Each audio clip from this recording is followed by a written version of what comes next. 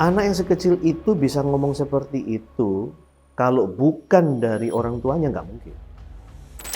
Istri saya bekerja di sekolah sebagai lunch lady di kafetaria. Saya bekerja di sebuah supermarket di bagian produce buah-buah dan sayur.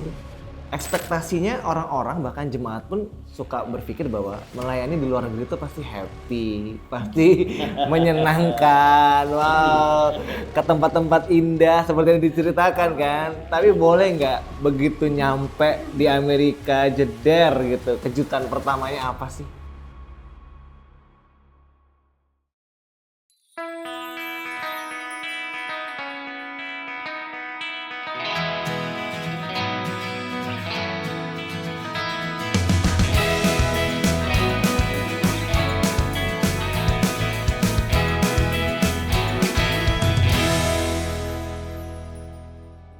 Shalom warga kerajaan, welcome back to Life Talk, a meaningful conversation about life. Dan kali ini kita kembali dalam family series. Spesial banget, hari ini saya akan ngobrol-ngobrol, berbincang-bincang, karena sudah hadir di tempat ini ya, yaitu pasangan suami istri, datangnya dari keluarga petinggi gereja, jadi dari lahir sudah ada dalam lingkungan gereja.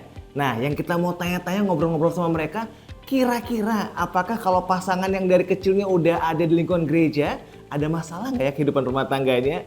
Ini seru banget. So everyone, please welcome Pastor Yosi Here and Melly Here. Shalom. Shalom. Wow, apa kabar Kak? Baik-baik. Apa kabar? Wah, luar biasa setelah sekian lama akhirnya bisa bertemu kembali kita ya. Yes. Jadi silahkan nih kalau mau minum, mau makan boleh loh ya sambil kita ngobrol-ngobrol. Silakan aja. Dan warga kerajaan, mereka berdua ini saat ini adalah gembala di Rock International Ministry Orlando, Florida, Amerika, betul ya? Iya, betul ya. Betul sekali ya. Iya. Dan sudah 12 tahun di Amerika. Iya. Dari tahun 2013. 2013. So, what changed Kak Yosi? Dari sebelum ke Amerika dan sekarang sudah di Amerika, what changed? Gak ada yang berbeda? berubah, kita tetap sama. Asik. Nak Bali. Nak Bali. Iya. Secara pelayanan dan hidup kami tetap sama. Kami tetap pelayan hamba Tuhan ya, dimanapun kami berada. Hanya mungkin menyesuaikan dengan culture, budaya, dan proses-proses menghadapi pelayanan, keluarga, anak-anak, plus juga ya proses kami berdua. Wow. Iya. Ini yang menarik nih ya, proses kami berdua nih ya. Saya mau tarik mundur dulu, ke belakang dulu. Ini kan Kak Yosi sama Kak Melly sudah dari kecil ada di keluarga gereja lah ya. Kita bisa bilang seperti itu ya. Orang tua adalah orang-orang gereja, penatua, pendeta. Pada waktu menikah masih ada obstacle yang gimana nggak sih? Masih ada. Mungkin Melly mau jawab. Yang paling terasa gimana nih? Ayo. Ya, apa ya? Mungkin waktu ya. Waktu karena dia sibuk pelayanan, jadi waktu kita untuk bersama itu kurang gitu. Oke, quality time. Quality time-nya gitu. Jadi ya, tapi saya selalu ingat bahwa suami saya ini bukan milik saya, milik Tuhan. Suaminya bukan milik saya, tapi milik Tuhan. Milik Tuhan. Jadi ya saya nggak bisa pegang dia 100%. Oh, kamu nggak boleh pelayanan, nggak boleh kesini, nggak bisa. Ya itu miliknya Tuhan. Saya cuman lapornya ke Tuhan, Tuhan, aku kepengen kesini sama suamiku. Ya itu laporan saya sama Tuhan. Tapi ya Tuhan dengar dan Tuhan buktikan bahwa setiap kali kita mau pengen liburan ya sama anak-anak, ada aja waktunya buat kita liburan gitu.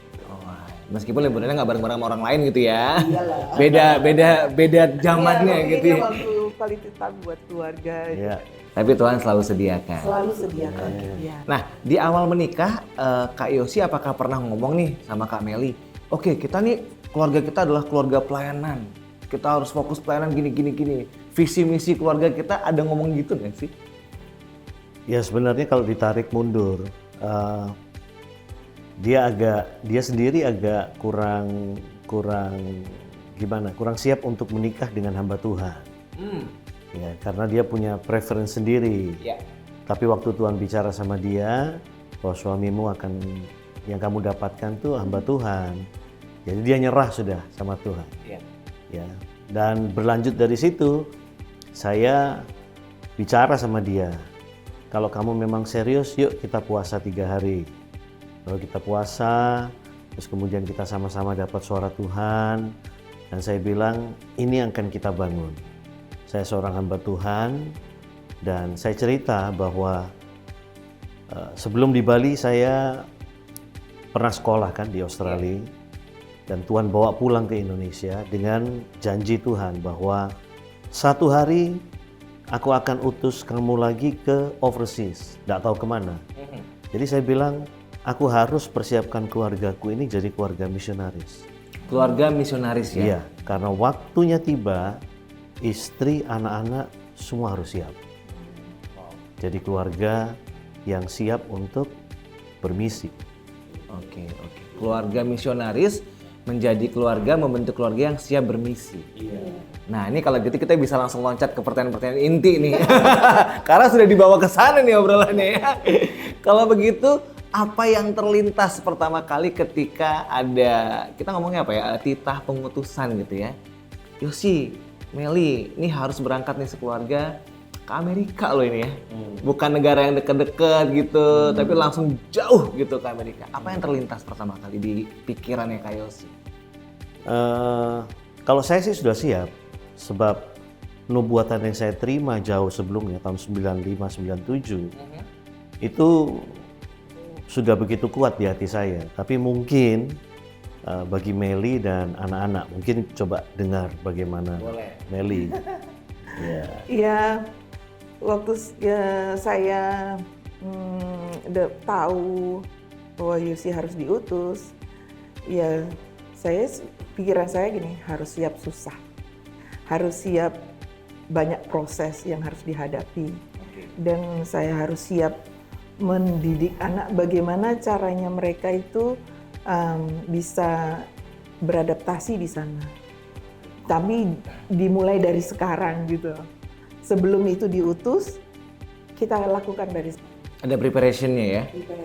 Kalau boleh tahu pada waktu itu anak-anak usia berapa ya pada waktu diutus? usia Josiah itu usia 12 9 tahun. Ya. 11 tahun, 11 tahun. 12 gitu. Angel itu usia 7 tahun. Udah stage yang mengerti ya, sudah stage anak-anak yang mengerti apa yang terjadi gitu ya. Ya. Gimana cara ngomong sama mereka nih? Saya penasaran. Itu sebenarnya kita udah jauh-jauh hari waktu anak-anak masih kecil-kecil, kita selalu dengungkan gitu loh. Kita selalu bilang, kamu nih anak-anak hamba Tuhan loh gitu. Kita selalu one day kita akan pergi satu tempat, kamu harus tahu itu. Saya cerita ke mereka. Kita suka storytelling lah ceritanya, terus kita suka berangan-angan. Jadi sebelum tidur itu kita sudah storytelling dulu, kita berangan-angan dulu. Tapi kita sisipi bahwa misi kita, papamu tuh hamba Tuhan loh. Nah, suatu hari papamu akan diutus. Kita semua juga harus mendukung papa, pelayanan papa gitu. Karena papa nggak, Tuhan bukan panggil papa aja, Tuhan panggil kita sekeluarga gitu. Jadi dari situ kita udah bangun, kamu harus mandiri, kamu harus melayani dari sekarang. Terus apa lagi ya? Harus siap tempur. Siap. Josiah sudah main drum. Iya, di sekolah usia minggu. itu ya. Iya, di usia itu kita Angel udah singer. Udah singer. Jadi luar biasa lah, ini gereja sangat membantu anak-anak kita untuk pergi. Tapi reaksinya kaget atau oke, let's do it together atau gimana nih? Mereka excited. Excited pada waktu itu. Pasti mamanya nggak nyangka justru ya. Karena ini Nah ini ada karenanya, ini seru nih. Karena anak-anak itu suka kita kasih video-video atau film-film Kristen kan. Nah di zaman itu ada 2 kakak beradik yang bikin video musik. Nggak tahu boleh ngomong nggak di sini. Namanya Kevin Karen, mungkin kan. Karen, ya. Nah, mereka itu suka bikin video itu bukan di Indonesia saja kan, di beberapa negara yang lain gitu loh. Backgroundnya Amerika, Disneyland. Disneyland, bener. Jadi kita tuh ya itu tadi yang storytelling, ngomong-ngomong nanti kalau jadi diutus kira-kira Jose Angel kita kemana ya gitu lah. Cuman ngomong-ngomong aja gitu. Pilihan, 4 pilihan. Dan tidak pernah kita ngomongin ke orang lain, hanya bilang bahwa one day akan diutus begitu. Ya mereka bilang Amerika gitu. Karena lihat Kevin Carey. Ya, aku mau ke Disney, aku mau ke Disney gitu. Dia pikirin, waduh jauh sekali. Terus saya suka bilang gini, Jos jangan jauh-jauh Jos. Kita yang deket-deket aja lah, Singapura atau di Sydney. Enggak, aku mau Amerika mah, aku mau Disney. Wow, itu nggak pernah kepikir gitu. Tapi karena ini kan kita cuma dream gitu loh. Jadi cuman oke, kita go to Amerika gitu. Ya cuman fine gitu. Tapi hanya untuk kita aja. Itu setiap malam kita suka ngobrol gitu di tempat tidur. Tapi sulit nggak sih menjelaskan panggilan pelayanan ini sama anak-anak? Maksudnya kan pasti di titik tertentu ada misi bahwa ini tuh pelayanan ya nak. It's not a holiday, it's not a vacation. Ini pelayanan dan kita akan day by day akan melayani Tuhan. Dia tahu, mereka ngerti. Ya itu jelas karena semasa mereka dari kecil sampai besar, saya selalu mengatakan kepada mereka bahwa kami ini keluarga hamba Tuhan. Lihat opa oma, misionaris. Lihat papa mama, pelayan Tuhan. Kamu ini generasi yang ketiga harus terus mempertahankan panggilan Tuhan dalam keluarga kita. Waktu kita masih tinggal di Bali, setiap Sabtu kami kumpul di rumahnya Papa Mama Here ya, bersama dengan keluarga kakak saya, ya Pak Jeffrey. Setiap Sabtu kita doa bersama, makan bersama. Kita bahkan anak-anak suka bikin perform kecil-kecilan, nyanyi bersama, main drama singkat bersama. Jadi sepertinya itu sebuah ketidaksengajaan, sebuah persiapan yang tidak disengaja, bahwa mereka satu hari akan melakukan sebuah pelayanan yang besar begitu loh, sesuatu yang jauh daripada yang mereka lakukan sebelumnya. Nah, ekspektasinya orang-orang bahkan jemaat pun suka berpikir bahwa melayani di luar negeri itu pasti happy, pasti menyenangkan, wow, ke tempat-tempat indah seperti yang diceritakan kan. Tapi boleh nggak begitu nyampe di Amerika jeder gitu, kejutan pertamanya apa sih? Saya cerita dulu ya, Boleh. nanti istri saya ya. Boleh. Ketika kita melayani di luar negeri itu, Amerika lebih indah dari warna aslinya. Iya, jadi yang kita lihat ternyata adalah Hollywood. Jadi semua yang bagus, semua yang keren, semua yang indah. Tapi ketika nyampe di sana, kita lihat warna aslinya. Oke. Ya kan gitu. Jadi bagaimana khususnya di dalam pelayanan ya, karena gereja yang kita layani waktu di Tampa itu juga gereja yang masih bertumbuh, juga masih baru. Jadi kami ini meneruskan beberapa pastor yang sudah menggembalakan dan mereka akhirnya pergi menggembalakan ke tempat lain dan kami meneruskan, melanjutkan pelayanan mereka. Jadi itu pun bukan sesuatu yang mudah, gedung belum milik sendiri, tetap harus bongkar pasang dan mempersiapkan segala sesuatunya gitu ya dari sisi pelayanannya. Tapi kalau secara keluarga, culture shocknya mungkin sekolahnya anak-anak atau akhirnya lingkungan tempat tinggal, tetangga. Ya kalau untuk kehidupan di dalam bertetangga dan sebagainya memang culture shock. Hal yang paling utama itu adalah kita immigrant family. Keluarga imigran. Oke, langsung statusnya begitu ya? Iya, dan bagi sebagian daripada orang-orang Amerika, ada yang nggak suka dengan keluarga imigran. Karena most likely keluarga imigran itu kerjanya lebih keras, sekolahnya lebih keras, apapun yang mereka, karena mereka tahu mereka harus fight gitu kan. mereka tidak lahir di sana, mereka tidak terima benefit-benefit yang disediakan oleh negara itu. Iya. Ya. Jadi mereka harus melakukan double porsi supaya mendapatkan kehidupan yang paling tidak sama ataupun ya di bawah sedikit lah ya. Sehingga membuat beberapa dari mereka nggak suka gitu loh. Josiah ini pernah waktu saya jemput di sekolah, dia masuk ke mobil dengan muka yang marah sekali. Saya bilang, kenapa? Ya itu Bang, mau tak pukul aja sama gitar. Dia lagi belajar gitar. Loh kamu kok mau mukul orang dengan gitar, kenapa? Iya, tiba-tiba dia datang di depan saya dan dia bilang, are you from Asian? Kamu dari Asia? Saya bilang, iya. Lalu dia bilang, go back to your country. Anaknya bilang gitu. Nah, bayangkan itu anak kecil yang bisa, itu SD ya? SD. Alright. Anak yang sekecil itu bisa ngomong seperti itu, kalau bukan dari orang tuanya nggak mungkin. Dan memang isunya cukup kuat di tahun-tahun itu, gitu, bahwa mereka rasisme dan lain sebagainya. Bahkan sampai hari ini ya masih tetap ada. Tapi itu very obvious ya, sangat nyata di depannya anak saya. Tapi ya dasar Josiah anaknya ini kan nggak terlalu peduli dengan hal itu, justru dia mau fight gitu kan. Tapi dia sadar diri gitu. Justru teman-teman baiknya dia yang dekat dengan dia berdiri sama-sama defending dia gitu, bilang malah dorong anak itu, kamu nih ngomong apa gitu segala sebagainya. Jadi dia merasa bahwa dia juga diterima. Tapi itu shock culture buat dia. Shock culture. Pastilah ya. Dan orang tua yang denger itu juga kayak, wow, ini terjadi loh ya. Oh iya. Nah, ya mungkin kita merasakan sedikit banyak itu terjadi, tapi nggak sekuat anak-anak di sekolah gitu. Iya. Tapi pernah merasa capek nggak? Di tengah-tengah, kita tahu nih akhirnya setelah ngobrol bahwa keluarga ini adalah keluarga yang sangat fight gitu ya.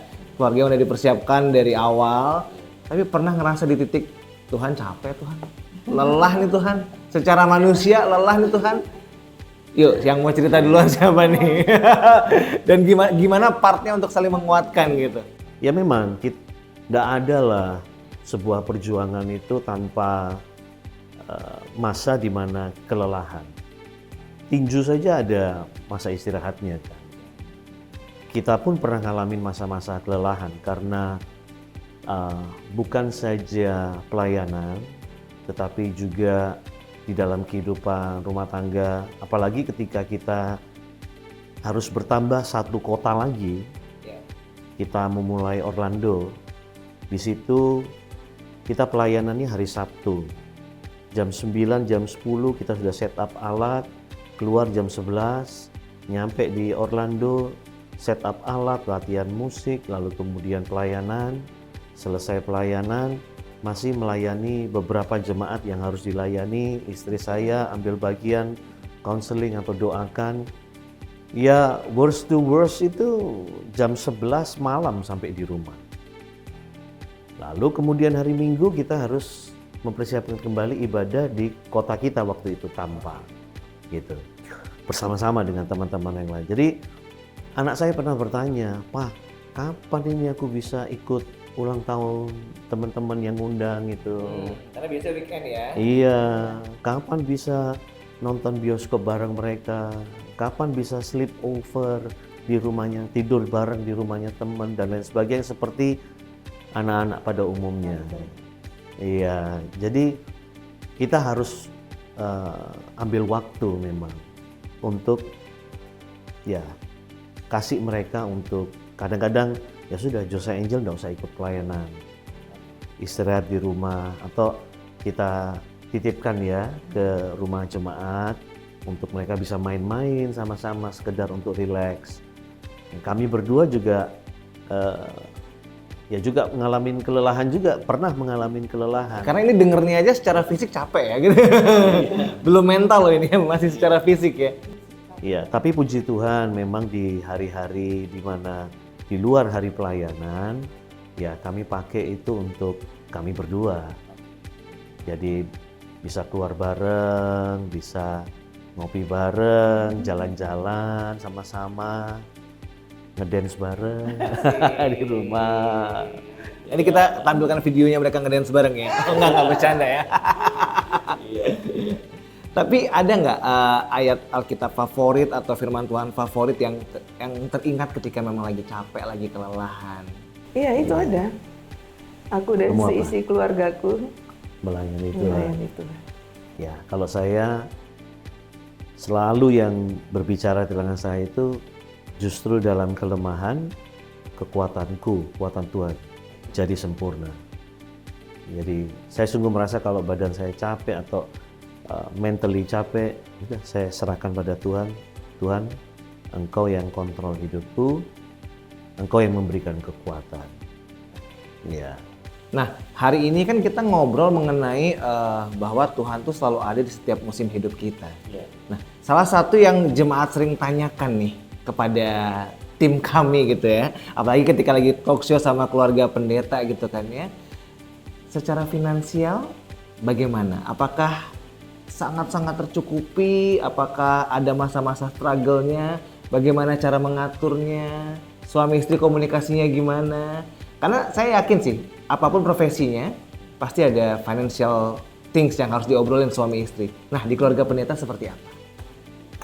Mungkin Tuhan itu luar Iya. biasa. amin. Tuhan itu luar biasa menyatakan kemuliaannya. Kalau kita hitung secara realnya, nggak cukup. Karena kita kan waktu ditampa itu kan isinya kita Visa. tidak bekerja ya. Karena Tidak- visa karena kita visa juga. adalah visa arwan. Itu religious visa untuk pemimpin agama apapun. Dengan syarat semua tidak boleh kerja. Tidak bekerja. Jadi 100% kita depend on God. Iya. Ya, Nah, jadi kalau anak-anak di awal-awal itu anak-anak kan harus ikut les gitu kan. Kita cuma bilang, ayo Josiah kita berdoa. Mama papa nggak punya dananya karena kita udah atur. Ayo kita berdoa. Suddenly tiba-tiba ada jemaat kasih tahu, oh ini ada guru yang mau ngajarin Josiah sama Angel. khususnya pelajaran-pelajaran di mana mereka agak kurang, Agak kurang. harus ya. ambil kelas Itu tambahan. kan perlu adaptasi di awal-awal kan. Itu ada guru tidak perlu dibayar, dia rela. Padahal itu bukan gurunya Josiah, bukan di sekolahnya Josiah. Bukan di sekolah. Iya, Itu bisa welcome banget. Sini, saya ajarin saya anakmu. ajarin. Itu kan sesuatu yang, wah kita nggak perlu bayar. Itu mujizat kayak gitu Tuhan. Selalu Tuhan kasih mujizat. Ya, Misalkan Ian perlu tahu Amerika itu selalu dihargai tenaganya. Selalu dihargai tenaga. Iya. Jadi kadang kalau mau servis bisa-bisa harga barang yang untuk servis itu penggantinya itu bisa lebih murah daripada bayar harga tenaganya, jasanya. Jadi kalau ada orang yang mau ngajar anak-anak itu sudah bisa dihitung per jam itu berapa. Tapi kita dapat free. Itu favor banget sebenarnya. Itu Tuhan. Iya, itu Tuhan. Dan Tuhan tidak berhenti sampai di sana. Bahkan waktu yang tepat itu ketika selesai arwan kita ya. Selesai arwan kita, kami berdoa pada Tuhan. Kami ambil keputusan, Tuhan, kami mau bergantung kepada Tuhan. Dan kami tidak mau juga quote unquote itu istilahnya pada manusia. Walaupun gereja support, jemaat support gitu ya. Dan saya ngomong kepada pemimpin, kami akan bekerja.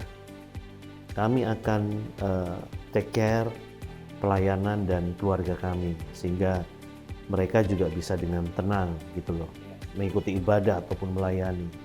Jadi Tuhan kasih karunia 2019 kami dapat green card. Ya.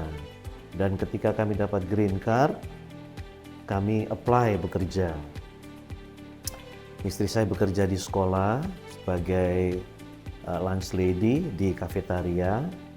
Saya bekerja di sebuah supermarket di bagian produce buah-buah dan sayur. Dan 2 bulan, ya sebulan atau 2 bulan kita dapat kerjaan itu, COVID mulai. Semua toko tutup, semua sekolah tutup. Tapi Presiden memberikan kebijaksanaan, ada toko-toko yang menyiapkan kebutuhan rumah tangga harus tetap buka. Which is itu toko saya. Ya, retail industri ya Mas. Iya, jadi tetap akhirnya kita tetap bekerja. Sekolah pun boleh tutup, bikin Zoom, tapi sekolah harus siapkan makanan. Jadi waktu jam makan siang itu orang berderet-deret naik mobil, petugasnya harus berdiri di samping kasih lunchbox. Jadi dia tetap bekerja. Jadi pemeliharaan Tuhan itu luar biasa waktu-waktu itu sampai hari Gereja juga tutup kan. iya. Ya udah, Tuhan provide dengan cara seperti itu. Tidak pernah kekurangan, pertolongannya selalu tepat pada waktunya. Wow, itu luar biasa sekali. Ini kalau mau diceritain terus bisa 3 jam kita ngobrol nih ya. Boleh nggak kasih statement gitu kepada warga kerajaan yang nonton acara ini ketika memang mereka lagi mengalami musim yang nggak mudah dalam hidupnya? Oke, iya. Jadi semua hidup ini, dalam hidup kita akan alami. Mungkin Anda sedang mengalami juga hari-hari ini, ya. Proses, permasalahan dalam hidup kita.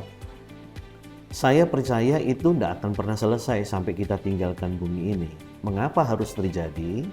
Supaya kita tetap bergantung sepenuhnya kepada Tuhan. Beberapa saat itu ketika kami hadapi persoalan demi persoalan, saya bersyukur saya punya istri yang hebat. Saya juga bersyukur punya mama yang luar biasa, papa yang luar biasa. Selalu kita telepon, kita bicara, kita ngomong, mereka doakan kita juga dikuatkan. Dan papa mama sering ngomong bahwa kesulitan itu harus berjalan paralel dengan pertolongan Tuhan. Berjalan paralel ya? Iya, karena ketika kita melihat persoalan yang datang dalam hidup kita dan kita tetap berseru kepada Tuhan dan Tuhan memberikan pertolongan, itu menjadi, bagi saya itu sebuah keseimbangan seperti 2 sayap yang menyadarkan terus bahwa kita tetap bisa terbang tinggi. Kalau kita ada dalam 2 situasi ini, izinkan Tuhan buat kita ada di dalam lembah persoalan, tekanan, tapi lewat persoalan itu Tuhan bukakan pintu untuk Dia bekerja dan menunjukkan blessing-nya, pertolongannya. Jadi jangan buru-buru kita tolak problem persoalan dalam kehidupan kita yang sedang Anda hadapi dimanapun Anda berada. Dan bagi kami saat ini itu menjadi suatu motivasi dalam setiap kehidupan kita. Dan saya berdoa ini juga jadi motivasi buat para pemirsa sekalian. Wow, luar biasa sekali. Kalau begitu kita tutup dalam doa ya. Karena tadi udah bilang saya berdoa nih. Jadi kita tutup dalam doa, khususnya mendoakan warga kerajaan yang lagi nonton, yang memang saat ini lagi berat banget, kayaknya nggak ada jalan keluar, manusia nggak bisa diandalkan, ngelihat kanan kiri mentok semua, boleh didoakan. Ya, mari kita berdoa sama-sama. Bapa, dalam nama Tuhan Yesus, kami percaya bahwa hari ini bukanlah kebetulan kalau kami dapat berbincang bersama-sama, dan juga para penonton, pemirsa yang sedang melihat pun mereka boleh mendapatkan berkat. Aku berdoa dalam nama Yesus, semua yang sedang mereka hadapi, semua yang mereka sedang alami, aku percaya bahwa pintu yang Kau bukakan adalah pintu kasih karunia kalau mereka tetap setia percaya padamu. Dan aku berdoa dalam nama Tuhan Yesus, biarlah kasih karunia Tuhan memampukan mereka untuk terus berjalan dalam kesetiaan dan melihat pertolongan Tuhan yang besar, sehingga mereka dapat mengatakan, Tuhan, gunung batu, kota benteng, perlindungan bagi orang yang percaya. Terima kasih Bapa, dan aku lepaskan kekuatan damai sejahtera Allah memampukan mereka tidak saja berjalan tapi berlari mengarah kepada rencana Tuhan yang besar.